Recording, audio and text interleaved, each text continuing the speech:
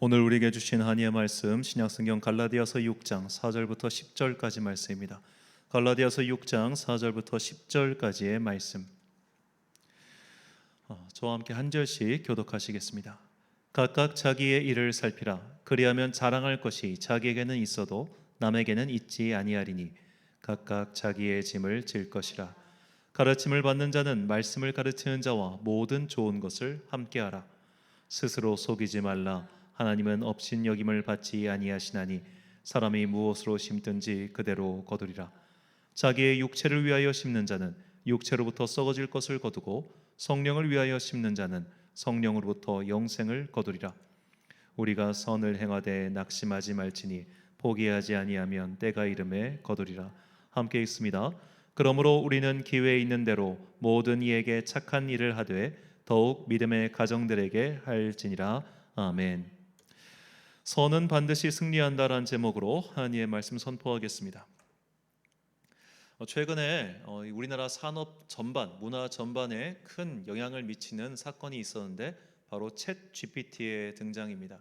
챗 GPT 아마 신문을 읽었거나 요즘 이제 유튜브 시사에 조금이라도 관심이 있으신 분들은 이 챗 GPT에 대해서 한 번 이름은 들어보셨을 거예요. 이 챗 GPT는 이 채팅을 뜻하는 챗의 앞글자를 쓰고 GPT Generative Pre-trained Transformer. 이게 엔지니어들은 이런 어려운 말 쓰길 좋아하는데 대화형 인공지능 서비스랍니다. 대화형 인공지능 서비스.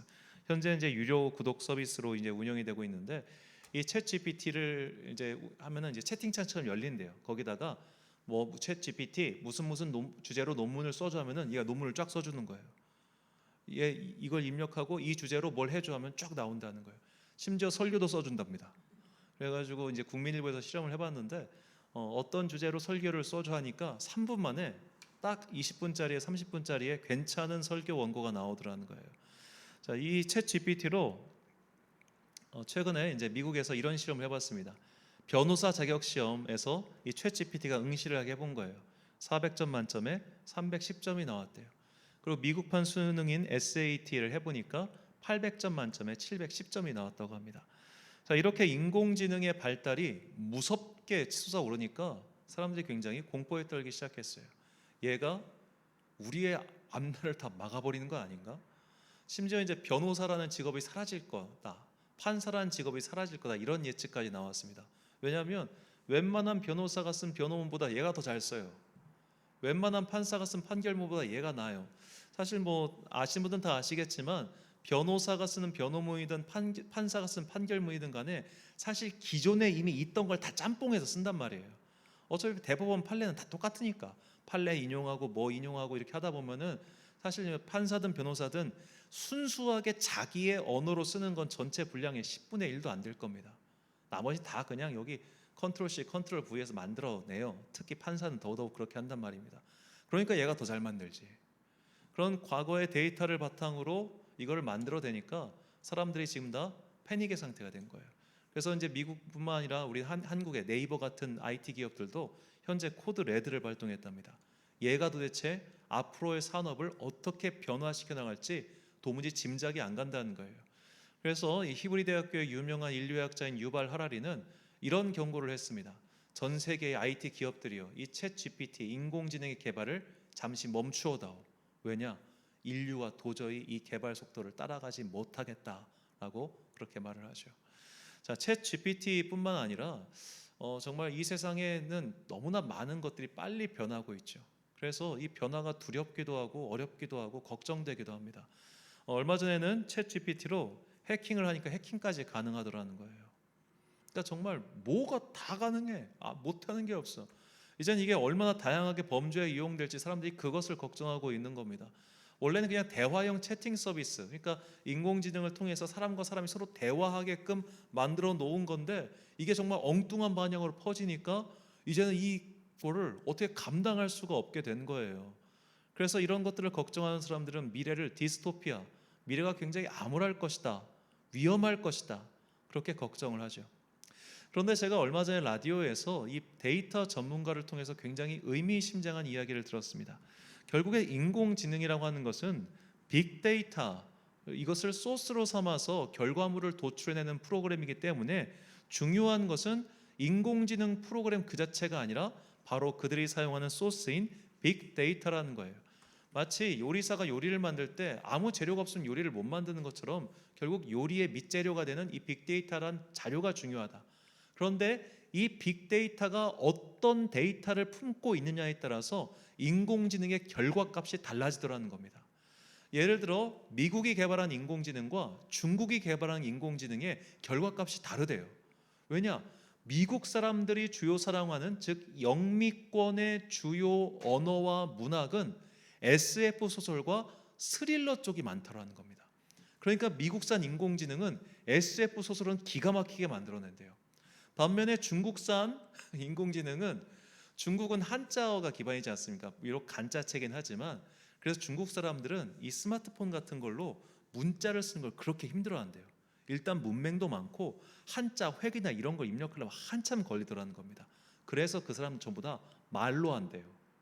말로 하는 거를 이 문자화 시키는 프로그램이 중국은 엄청나게 잘 발달되어 있답니다. 그래서 중국산 인공지능은 대화형이 많이 개발된대요. 그러니까 극단적으로 얘기하면은 미국산은 산문, 중국산은 대화, 이게 잘 되더라는 겁니다. 이처럼 내가 빅데이터라고, 그러니까 인공지능이 할지라도 결국에는 데이터라고 하는 소스가 어떤 방향으로 되어 있냐에 따라 결과값이 달라지기 때문에 이 데이터 전문가가 말하기를 앞으로는 빅데이터의 시대가 아니라 굿데이터의 시대라는 얘기를 하더라고요. 굿데이터. 좋은 데이터를 만들어 놓으면 이 인공지능이 좋은 소스를 제공할 거야 라고 그렇게 말을 했죠. 자, 이처럼 우리가 살고 있는 이 미래가 굉장히 빨리 변하고 굉장히 어지러워 보이지만 분명한 것은 우리가 어떤 선택을 하느냐에 따라 미래는 분명히 좋은 방향으로 나아갈 수 있다는 겁니다. 오늘 사도 바울은 우리에게 그것을 가르쳐 주고 있는 거예요. 자, 사도 바울, 우리가 사도 바울이 살았던 그 시대를 다시 한번 주목해 볼 필요가 있습니다. 사도 바울은 되게 안정적인 시대를 안정적으로 살아갔던 사람이 아닙니다. 사도 바울은 그의 배경에는 두 가지 문화적 배경이 있었어요. 첫 번째는 히브리인들의 유대 문화였고 두 번째는 로마인들의 로마 문화였습니다. 근데 이 히브리인들의 유대 문화는 사실 쇠망해가는 문화였어요. 이미 바울이 죽고 나서 10년이 채 되지 않아 예루살렘은 완전히 무너지고 사라집니다. 한 문명이 종결되는 데는 급작스러운 사건으로 종결되는 것이 아니라 그 이미 전 과정이 있었던 거예요. 이미 유대 민족은 쇠락하는 민족이었고 이미 유대의 문화는 쇠락하는 문화였던 거예요. 그것을 바리새인이나 사두개인 같은 보수주의자들이 억지로 붙잡고 있었던 것이지 그들은 이미 세계에서 봤을 때, 세계사적 시각으로 볼 때 이미 한참 구닥다리도 엄청 구닥다리였어요. 바울이 이것을 몰랐을까요? 바울은 이것을 알았을 겁니다. 그럼에도 불구하고 바울은 이제 바리새인 때 내가 민족주의자로서 우리 문명이 이렇게 쇠들어가는 걸 포기할 수 없었던 거예요. 그래서 그가 다소 출신이었지만 예루살렘까지 유학을 와서 공부를 했던 것이죠. 하지만 그는 동시에 로마 시민권자였습니다. 즉 로마라고 하는 앞선 문명이 이 유대 문화를 훨씬 뛰어넘는다는 것을 사실은 알고 있었던 거예요. 그렇기 때문에 어떻게든 이 문명을 여기까지 끌어올리고자 발버둥치는 마음이 젊은 바울에게 있었고, 두 번째로 그가 배경으로 삼았던 또 다른 로마 문화는 어땠느냐? 로마 문화도 바울이 살던 시기는 격변의 시대였습니다. 우리가 흔히 팍스 로마나 로마의 평화라고 이야기는 하는데 이 로마의 평화가 정립된 것은 바울이 죽고 난 뒤에 한참 뒤에요. 오현제라고 불리는 그 로마의 5명의 현명한 황제가 다스리던 때가 안정적인 때였고 바울이 살았던 그 시기는 되게 불안전한 시대였습니다. 첫 번째로 로마는 원래 고대 로마 도시는 원래 왕이 다스리던 국가였다가 왕의 폭정에 못 견딘 사람들이 왕을 갈아치우고 공화정으로 나라를 다스렸어요. 그 공화정이 몇백 년 동안 이어지다가 기원전 150년경에 비로소 공화정의 한계가 드러났고 그 공화정을 완전히 그냥 이제는 유명무실하게 만든 사람이 로마의 1대 황제인 옥타비아누스였습니다. 이 옥타비아누스 치세 때 바로 바울이 태어났어요.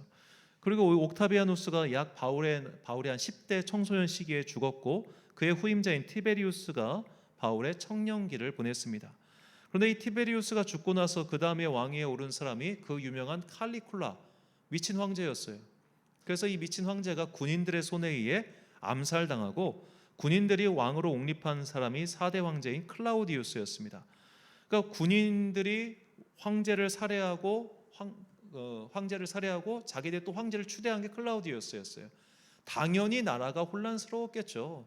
오히려 치면은 군사 쿠데타가 일어난 겁니다.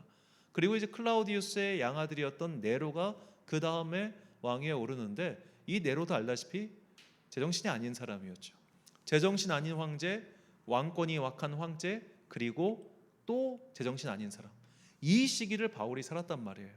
그러니까 아직은 로마라고 할지라도 로마가 강성한 군사력을 가지고 있었지만 아직 그 시대가 되게 안정이 안 됐던 시기예요.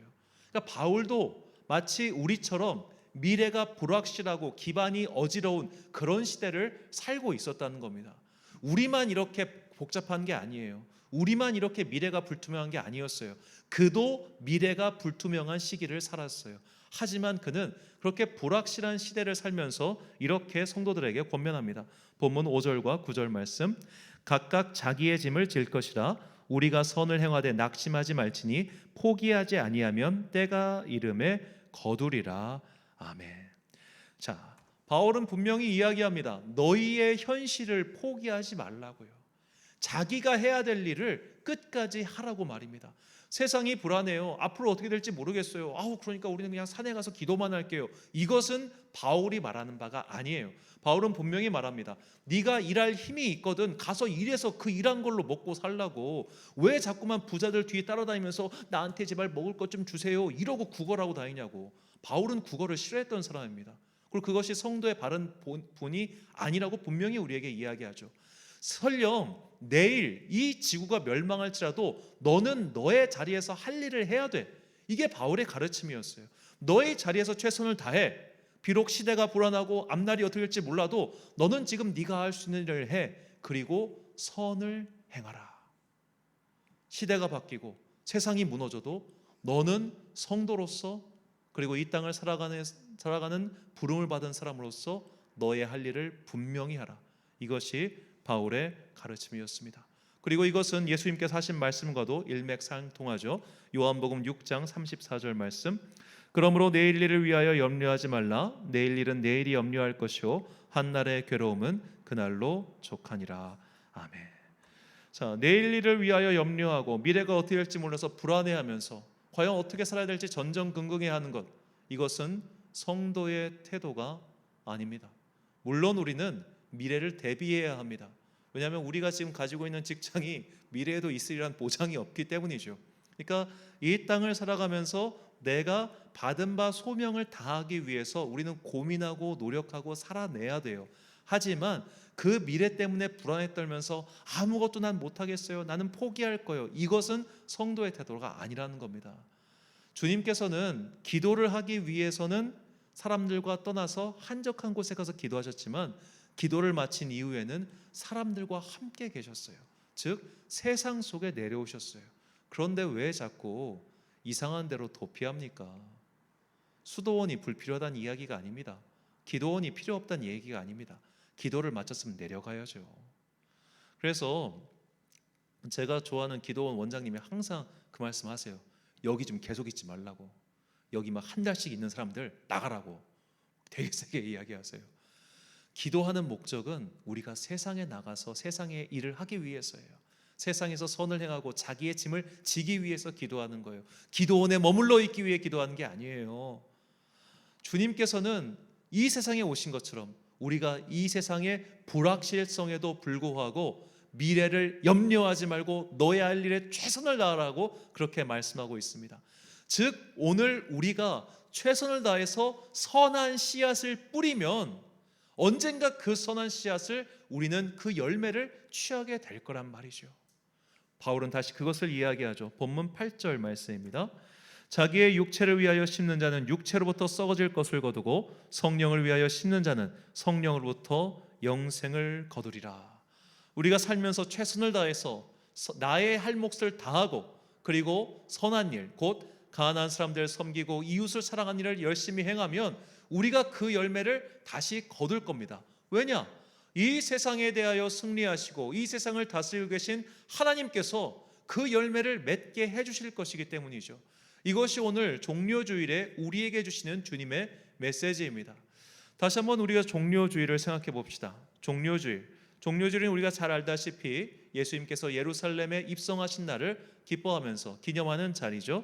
이 말씀이 요한복음 12장 12절과 13절에 이렇게 나옵니다.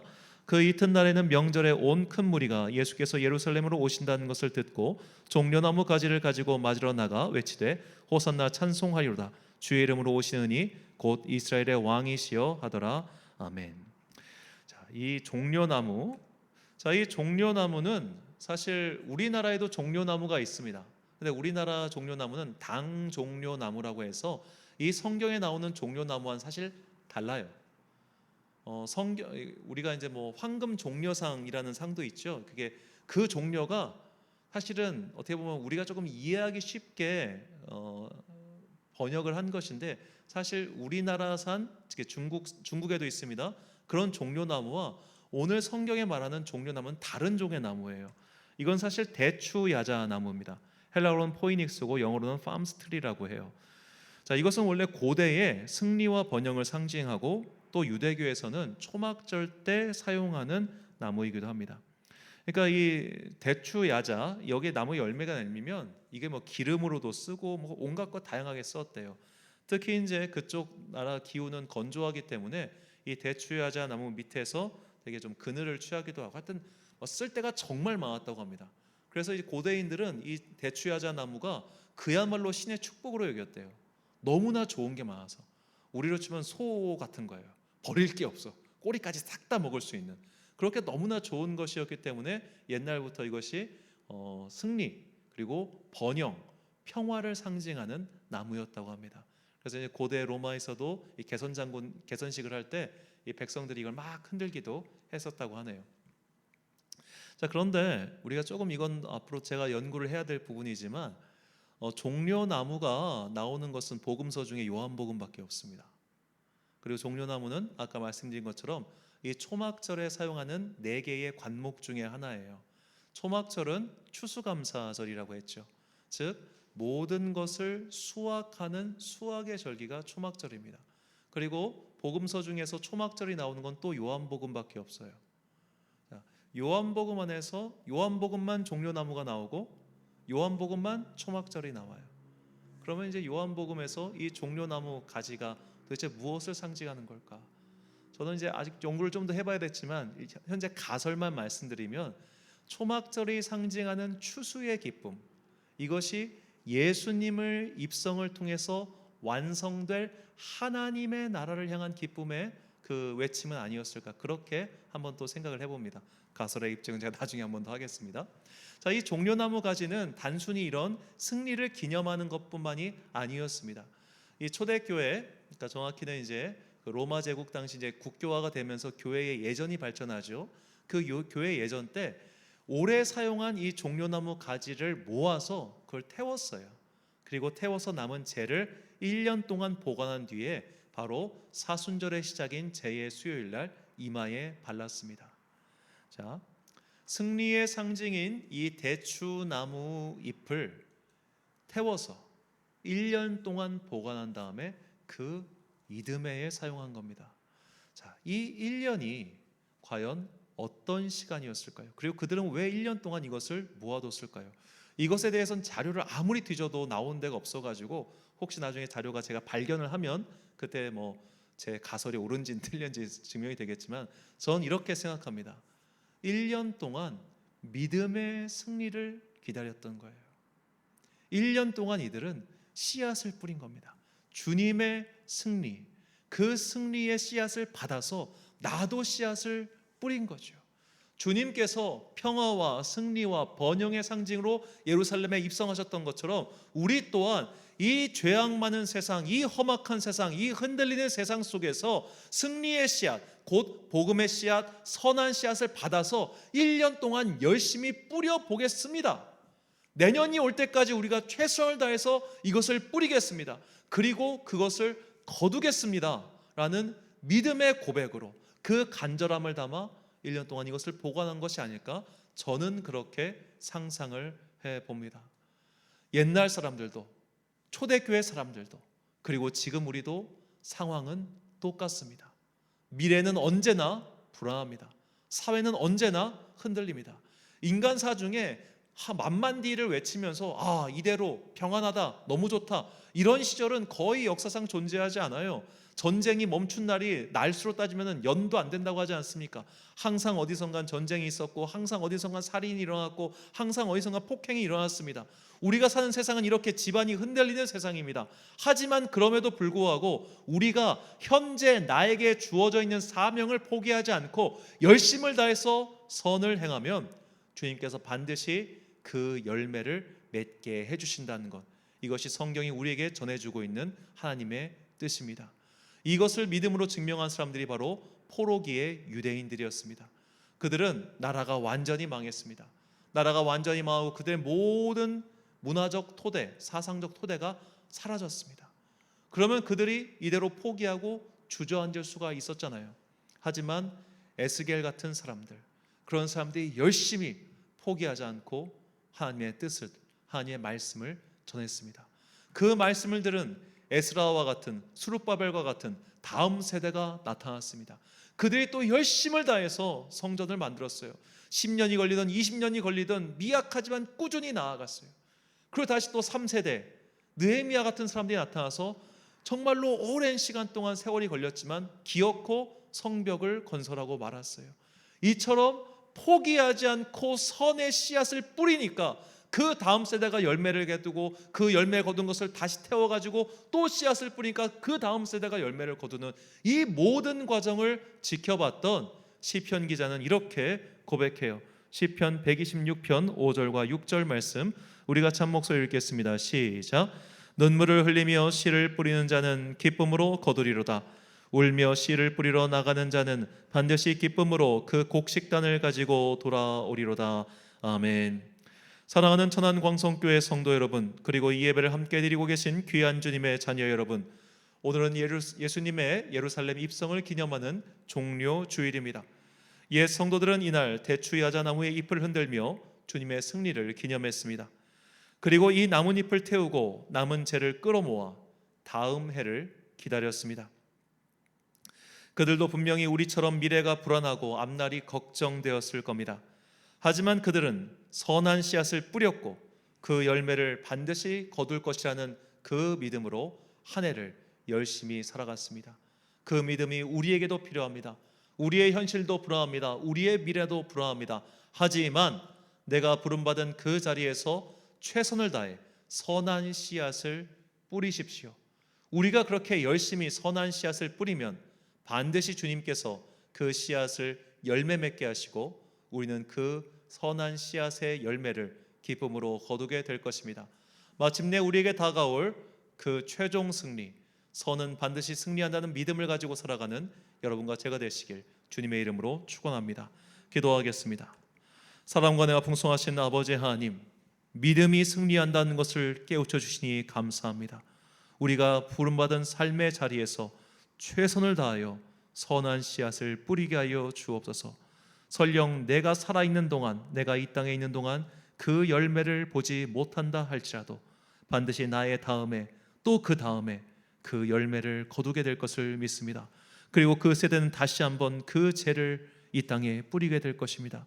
그렇게 계속해서 선한 열매와 선한 씨앗이 이어져 갈 때 언젠가 이 말 하나님의 나라에서 우리는 기쁨의 면류관, 승리의 면류관, 그리고 잘했다 칭찬받는 종이 될 것을 믿습니다. 그 최후 승리, 믿음의 승리의 날을 바라보며 오늘도 기쁨과 눈물로 선한 씨앗을 뿌리는 주님의 자녀가 되기를 간절히 소망하오며 이 모든 말씀 우리에게 십자가 승리를 보여주신 예수 그리스도의 이름으로 기도드립니다. 아멘.